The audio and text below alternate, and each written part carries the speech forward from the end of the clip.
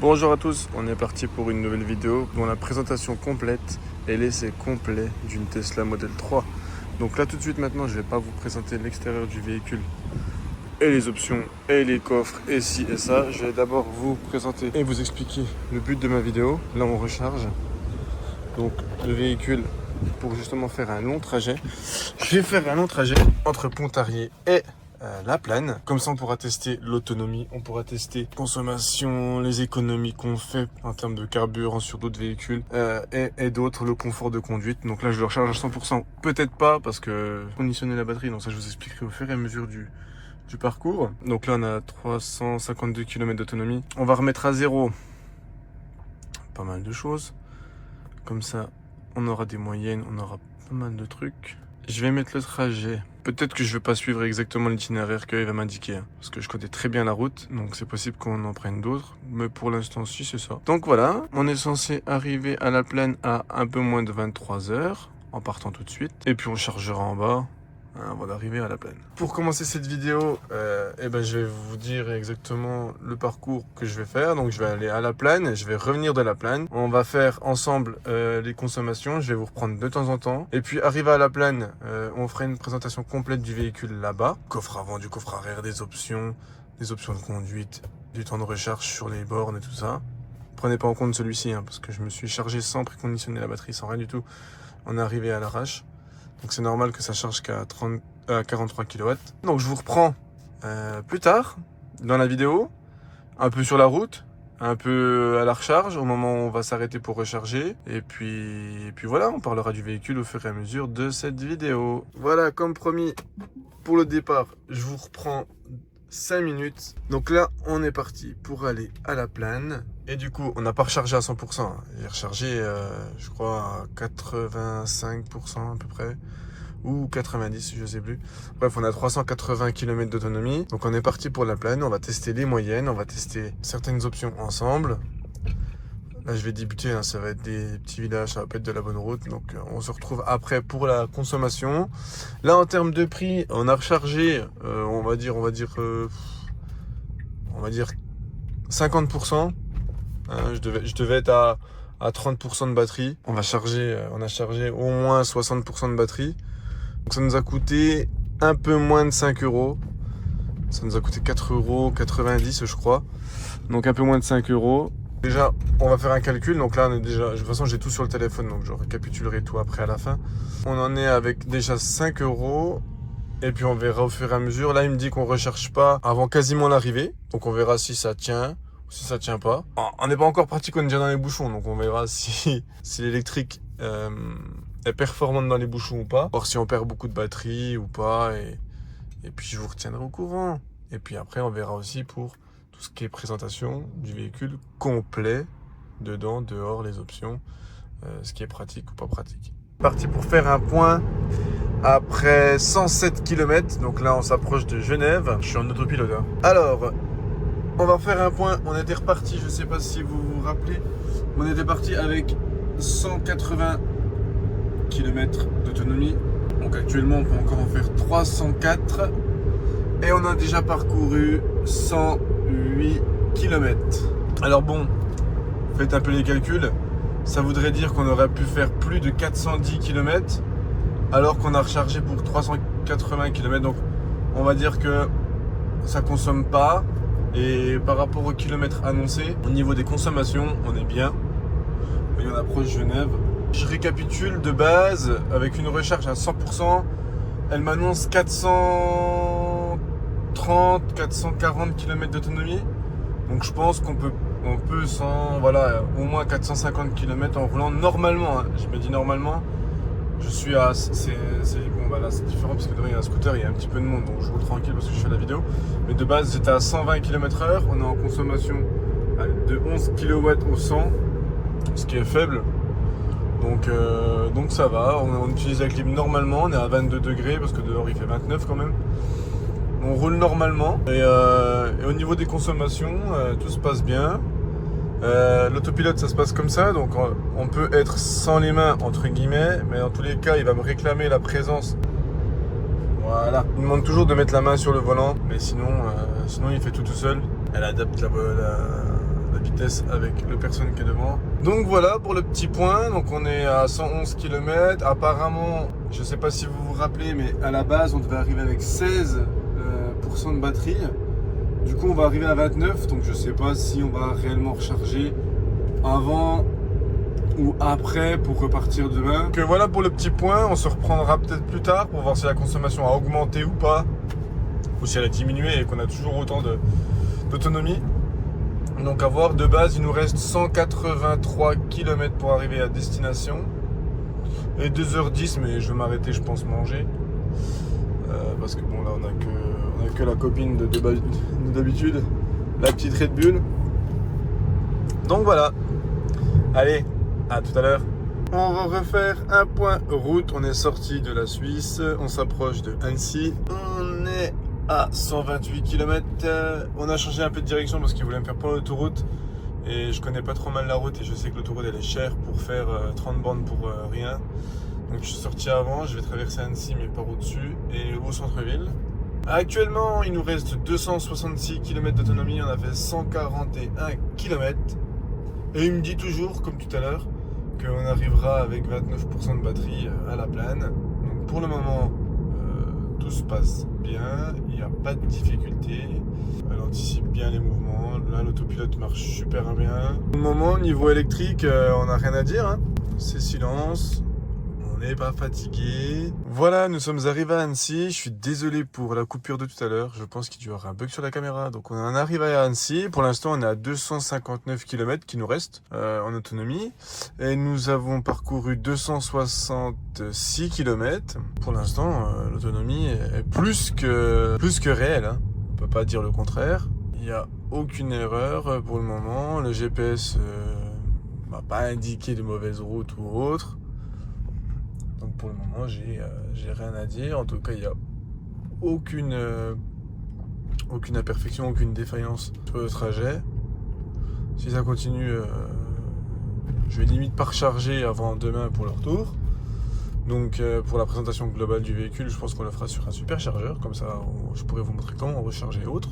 Là, il me reste 28% apparemment quand on va arriver à destination. 28% de batterie. Il me reste 1h40 de route, 103 km, donc je pense que j'aurai à large, pas d'erreur, pas d'inquiétude, parce que tout le monde critique l'électrique. Après voilà, hein, peut-être qu'entre une autre voiture électrique et une Tesla, il y a un monde, parce que Tesla, c'est quand même pour moi le numéro 1 de la voiture électrique, puisqu'ils font que ça depuis toujours. Et la première voiture électrique que j'ai essayée, c'était une Tesla Model S, c'était en 2015 ou 16, je sais plus, à peu près. Pour le moment, tout se passe bien. Il nous reste 100 bornes. Je reviendrai vers vous quand il nous restera 50 bornes. Et puis, à 10 km de l'arrivée, je pense, pour un topo global. Voilà, merci de me suivre. Et puis, à la suite de la vidéo. Hop, on revient de nuit, du coup. En même temps, il est quasiment 23h. Du coup, pour être tranquille, j'ai mis direction le superchargeur en bas de la plane pour recharger 5 à 10%. Je vous montrerai pas ça ce soir. Demain, en redescendant, je vous montrerai la charge complète, combien de temps ça prend et tout ci, tout ça. Pour le coup, il me reste 30 minutes pour arriver au superchargeur, 42 km. Du coup, nous avons parcouru 210 km. Il m'en reste encore 224 d'autonomie. Donc en vrai de vrai, je pense que j'aurais pu monter et redescendre sans problème, mais je connais pas mal et c'est possible que la nuit fasse très froid et que la batterie, voilà. Enfin, je verrai, peut-être que je le ferai pas, ça dépend.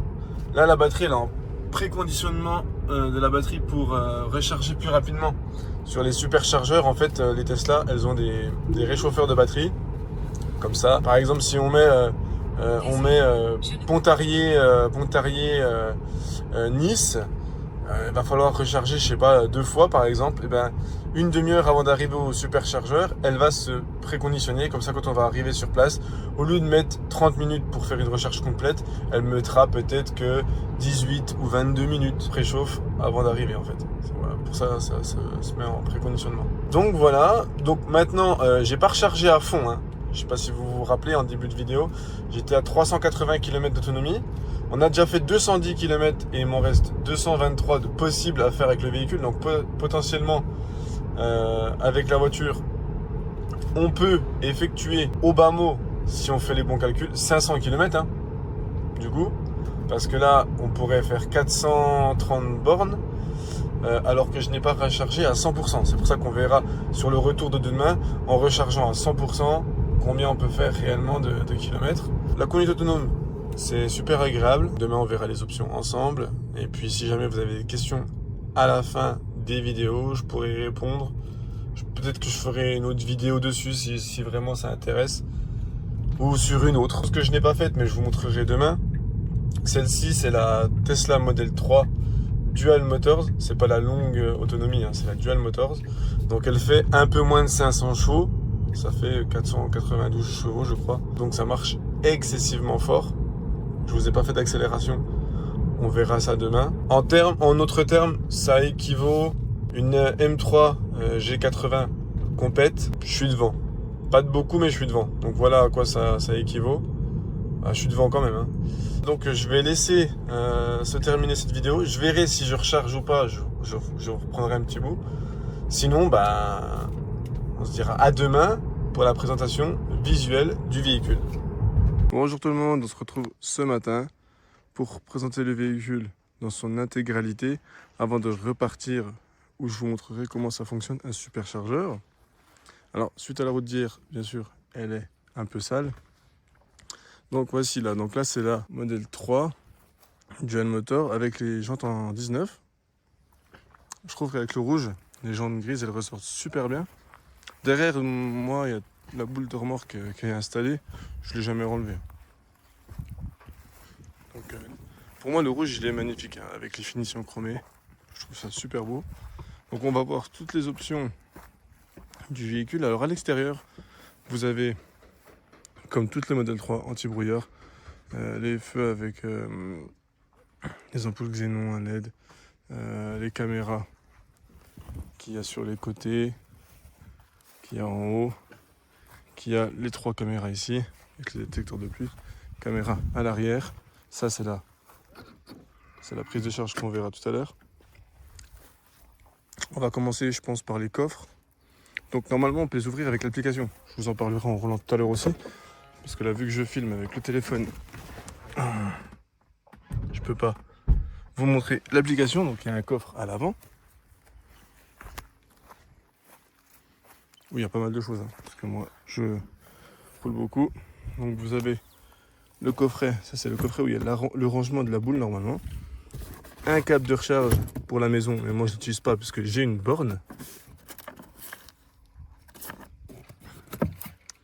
le petit triangle Tesla et une prise au cas où on s'arrête sur des superchargeurs autres que Tesla et il n'y a pas la prise.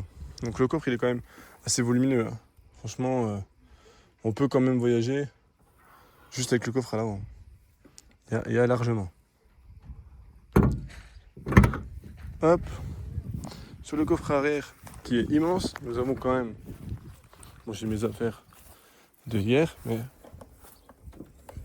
hop, voilà. Non, il est immense, hein, je peux vous le dire. Là, je pense que de là à là, il y a bien 1,10 m.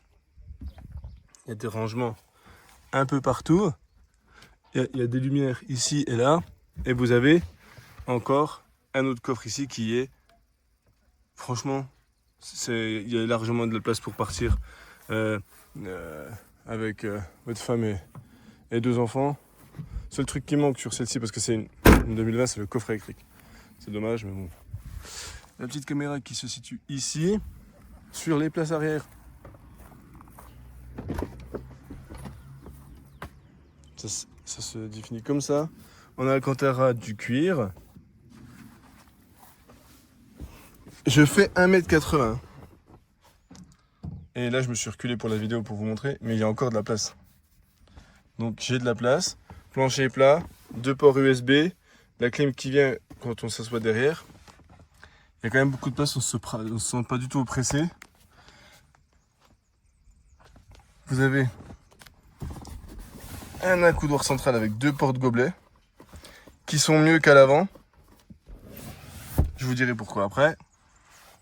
Non, franchement, c'est bien fini. Les deux pavillons vitrés comme ça rend super bien.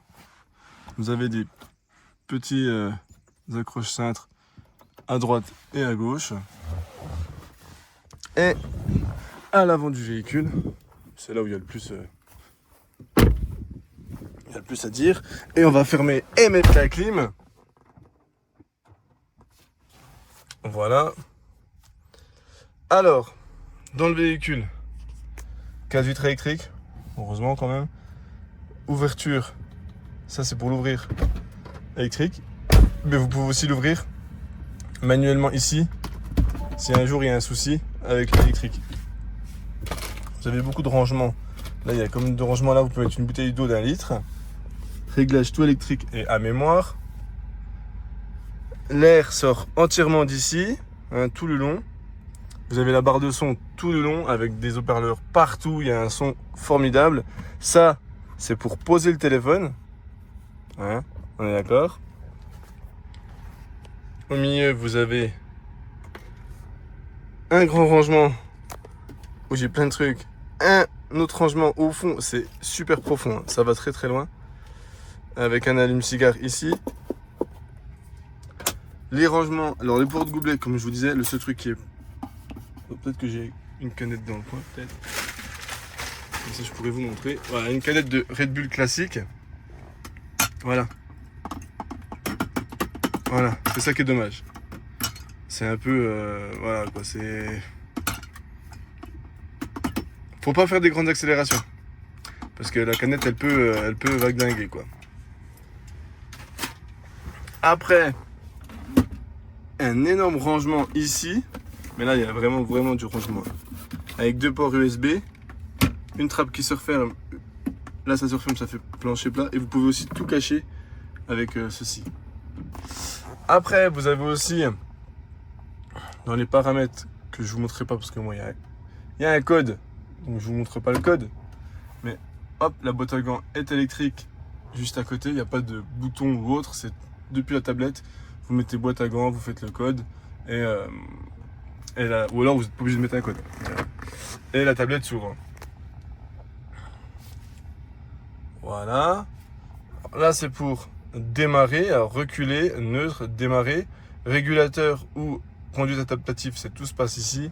Là, c'est clignotant et les essuie-glaces, qu'on n'utilise quasiment pas parce que tout fonctionne autonomement, tout seul. Ça se dit pas autonomement, c'est pas grave.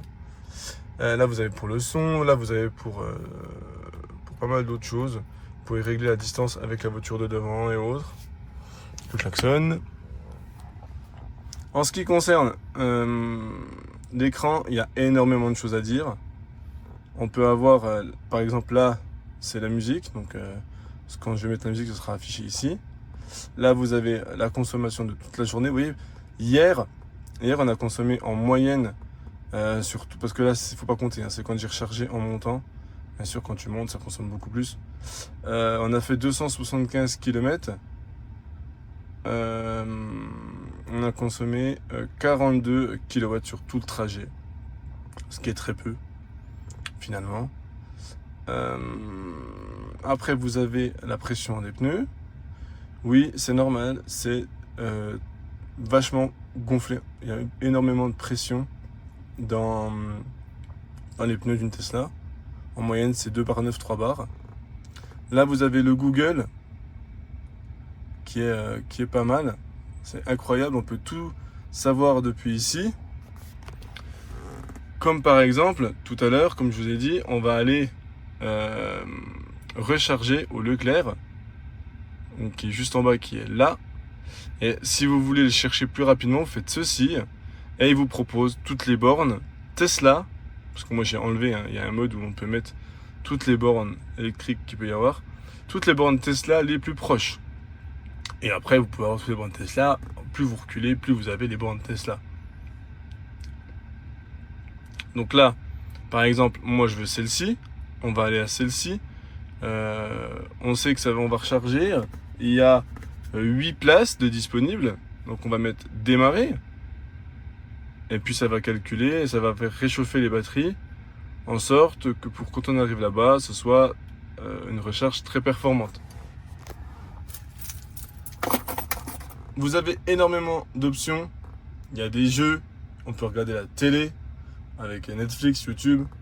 Si vous voulez une vidéo entièrement sur l'écran, je peux vous le faire. On peut activer les caméras. On peut, on peut avoir énormément de choses. Il y a un karaoké, Spotify, il y a les messages de ton téléphone, la navigation. La dashcam, c'est pour protection. C'est-à-dire qu'avec l'application, on peut voir en temps réel et ça prend en photo et en vidéo les gens qui s'approchent à moins d'1 mètre du véhicule. Donc si jamais quelqu'un vous le raye ou autre, vous êtes prévenu, vous avez des preuves. Vous avez un agenda, en fait c'est une tablette entière, il y a le Bluetooth, des jeux vidéo, hein, comme je vous ai dit, il y a des jeux vidéo, on peut jouer à l'arrêt. Vous avez Apple Music, Tidal, YouTube Music, Amazon Music, il y a énormément de choses. Tout se gère via la tablette. Et vous avez tout ce qui est concernant la clim, siège chauffant à l'avant, à l'arrière. Pour ceux qui ont les options des sièges chauffants à l'arrière, moi je les ai. Vous avez tout sur la tablette, vous n'avez plus à regarder ailleurs. Donc on va se diriger sur le superchargeur pour recharger. Arrivé là-bas, on remettra à 0 l'un de mes trajets. Comme ça on verra à combien, à 100%, la voiture accepte d'être rechargée. Mais je crois que c'est 430 km. Donc en vrai, les gens peuvent critiquer, mais il y a largement... Qui fait plus de 430 km par jour? C'est quand même très rare, hein, à part quand vous partez en vacances. Et cela dit, comme je vous montrerai tout à l'heure, ça recharge extrêmement vite.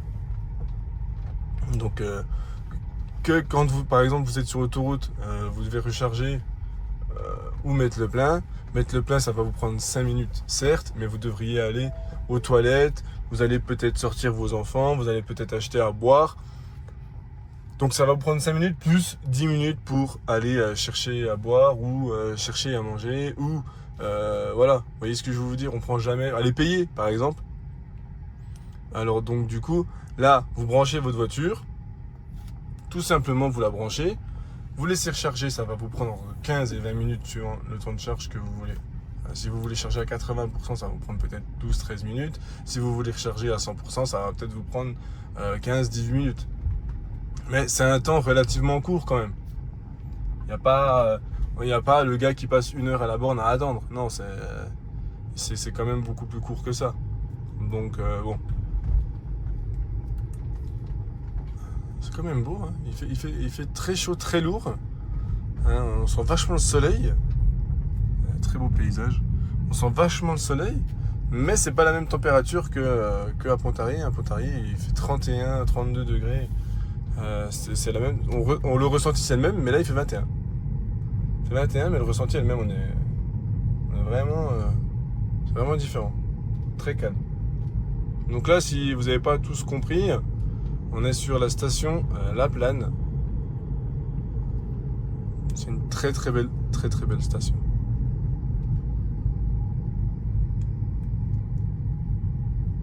Qui est énorme hein, aussi. Elle est très belle, mais très énorme.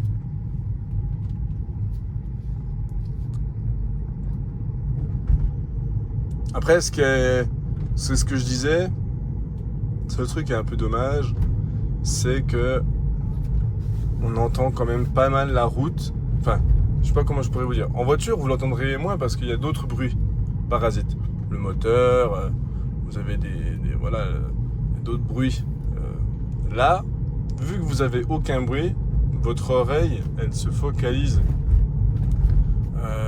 sur le vent, sur les autres usagers de la route, et vous entendez forcément les pneumatiques. Moi, c'est des Michelin Pilot Sport 2, si je me trompe pas. Et alors, ils sont super bien, hein, par contre, ça accroche de fou. Les 500 chevaux, voilà, ça patine jamais, et il y a une très bonne tenue de route. Mais c'est vrai qu'on entend vachement la route, ce qui est un peu dommage, mais bon. Je pense que c'est pas qu'on entend la route, c'est le fait qu'il n'y ait aucun bruit. Il faut que l'oreille s'y fasse. Donc, mais en vrai, non, c'est super agréable à conduire. Après, c'est comme je dis, c'est pas une voiture de plaisir. C'est une voiture de tous les jours. C'est une voiture de point A à point B, dans un bon confort, dans une fatigue un peu moindre, et puis en coûtant quand même beaucoup moins cher tous les jours. On va pas se l'avouer, ma femme travaille à 80 km de la maison, donc elle fait 160 km par jour. Faites le calcul, en moyenne elle fait 1000 bornes par semaine, hein, en moyenne, approximativement elle fait 1000 bornes, plus parce que je compte les aléas de tous les jours, hein. Donc on fait un plein par semaine, un plein par exemple là dans un X3 2 litres diesel de 177 chevaux. On a de la chance qu'il ne consomme pas des masses, hein. En moyenne on fait 6-7 litres maximum. Le plein revient, allez, quand le gasoil n'est pas trop cher, à 90 €. Là, une recharge complète à la maison, ça vous revient à entre 6 et 8 €. Une recharge complète, vous pouvez faire 400 km. Recharge complète, on va dire 8 et 10 €, une recharge complète. Il y a quand même une grande différence parce que pour faire la même distance, il vous coûtera, allez, 15 €. C'est pas négligeable. Et puis même si jamais vous devriez mettre les recharges sur autoroute, une recharge, je vous ferai le calcul de tout mon trajet, hein. Mais ça se joue à 10 €, hein. On a mis 8 € à Pontarlier, 5 € en bas hier. Donc voilà. Et encore, hein, c'est parce que j'ai prévu le fait que on soit en altitude et que je ne veux pas repartir avec 0% de batterie, ou si il fallait mettre la clim à fond, ou si je vous présentais le véhicule et que je faisais tourner beaucoup d'options ou autres, ou qu'on faisait peut-être un tour ici. Je voulais pas arriver en bas avec 5% et attendre 20 minutes que ça recharge. Là, ça va recharger beaucoup plus vite.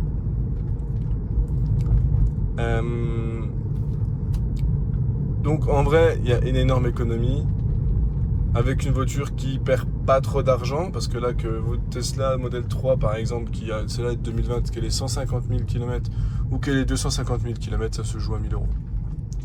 Alors, on va être 150 000 km, elle va être à 21, 22 000, et puis une qui a 250 000 km, elle va être entre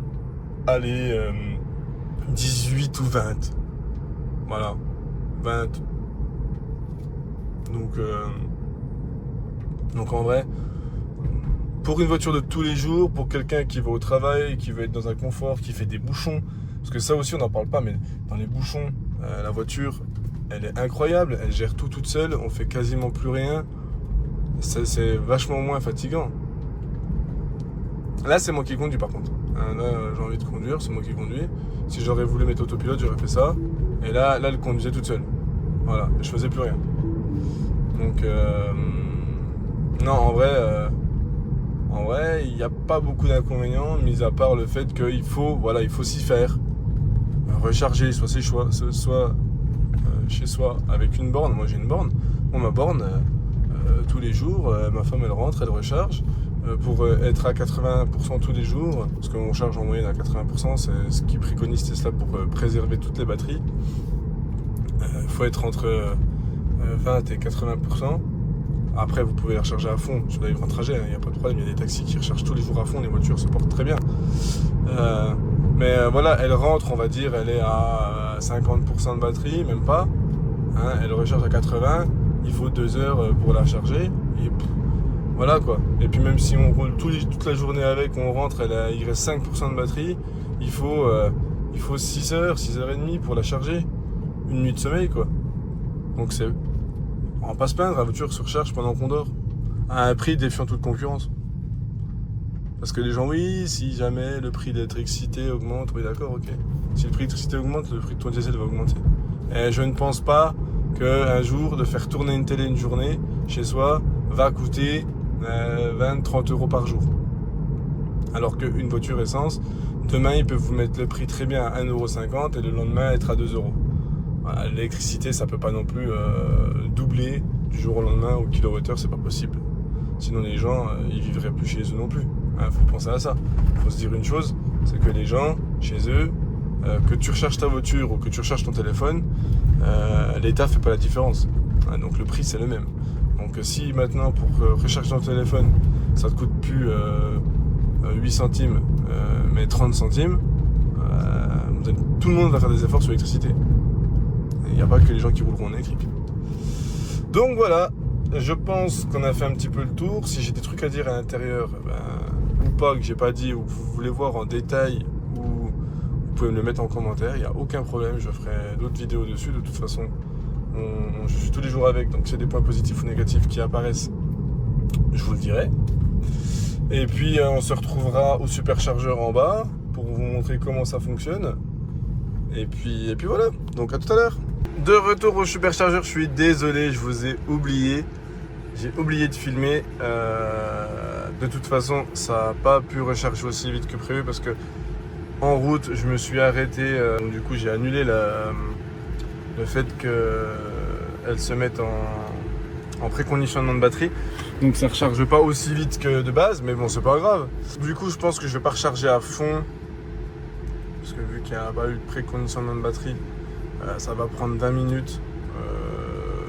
Enfin, ça aurait pris 30 minutes, donc du coup ça fait déjà 10 minutes que je recharge. On est quasiment à fond. Donc je vais vous montrer comment on déverrouille la prise. Et puis en façon on va être à peu près chargé pareil qu'à l'aller. Donc ce sera pareil. Si jamais, peut-être qu'un de ces jours je referai une vidéo avec 430 km d'autonomie jusqu'à quasiment aller, on va dire, plus de 10 km pour voir ce que réellement il y a eu de plus ou de moins suivant les routes. Là, il faut savoir que toutes les routes que je prends, il n'y a quasiment pas d'autoroute à 130, donc peut-être que oui, à 110, elle ne consomme pas pareil qu'à 130 et à 130 km/h, peut-être qu'on a une plus grande consommation, alors que là, peut-être qu'à 110, on est sur réellement la bonne vitesse pour un véhicule électrique. Peut-être que oui, à 110 km/h, elle consomme pas du tout. Même des fois, même elle se régénère. Donc peut-être que, enfin, elle se régénère. Elle régénère la batterie. Donc peut-être que elle recharge un minimum quand elle doit consommer un tout petit peu pour réaccélérer à certains endroits. Donc peut-être que oui, il y a le fait de la bonne consommation. Donc pour annuler donc la recharge, on va dans recharge.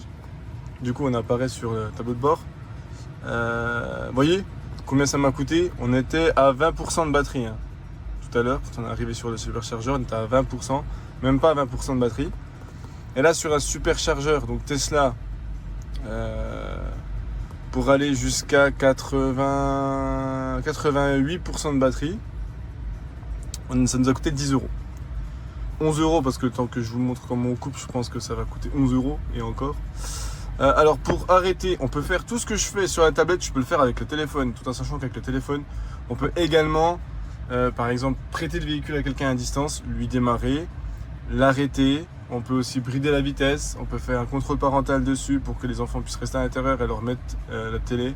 Enfin, il y a plein de choses comme ça, il y a plein de... C'est un smartphone, hein, Tesla, il ne faut pas l'oublier. Donc là, on va arrêter la charge donc à 380 km d'autonomie. On va attendre 2 secondes de plus, ça va les afficher. Voilà. Alors on fait arrêter la recharge et on fait déverrouiller la prise. Voilà. Après, on va à la prise qui est derrière. Tac. Alors si vous voulez, avec le petit bouton qui est ici sur une Tesla, en arrivant ici, on peut déverrouiller la prise. Vu que moi je l'ai déjà fait, ça ne fonctionnera pas. On raccroche bien le pistolet, hein, parce que j'en vois plein des fois qui, voilà, on fait ça. On raccroche bien le pistolet, le mec soit maintenu pour vraiment arrêter votre temps de charge. La prise se referme toute seule. Et on est parti avec 380 km d'autonomie.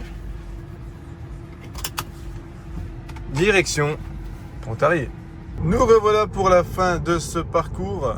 Du coup, on est allé à moins de 30 km de l'arrivée. Je vais terminer ici. Pour ceux qui veulent plus ou en savoir plus, je referai une vidéo si c'est utile. En termes de consommation, on devait arriver avec 28% de batterie. Pour le coup, on arrive avec 33%. Donc, ce qui concerne les recharges et autres, il n'y a pas grand chose à dire, hein. Ça tient ses promesses et c'est fiable. Et en termes de puissance, bah, je pense que la voiture va s'exprimer d'elle-même.